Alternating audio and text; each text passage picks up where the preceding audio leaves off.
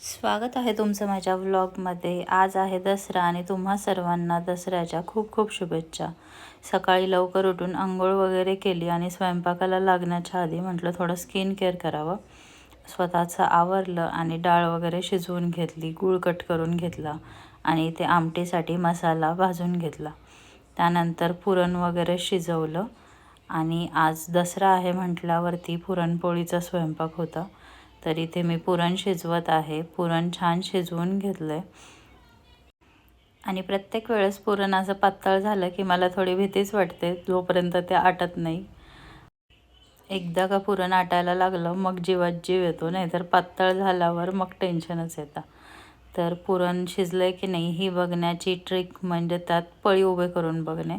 तर मी ते असंच बघत होते, पण ते काही अजून झालं नाही। मग अजून थोडा वेळ शिजवलं आणि आता एकदम कॉन्स्टंट उभी राहिली आहे म्हणजे झालं। त्यानंतर मी बनवली कटाची आमटी, भात आणि इथे माझ्या पोळ्या बघा कशा टम्म फुगलेल्या आहेत।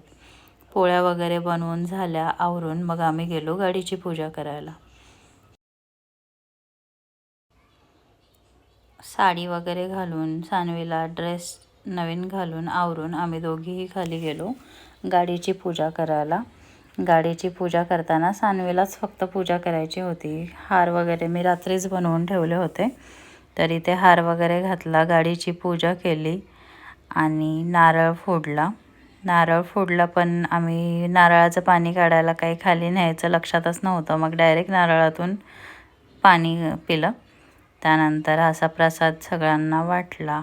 असा होता माझा आजचा दिवस।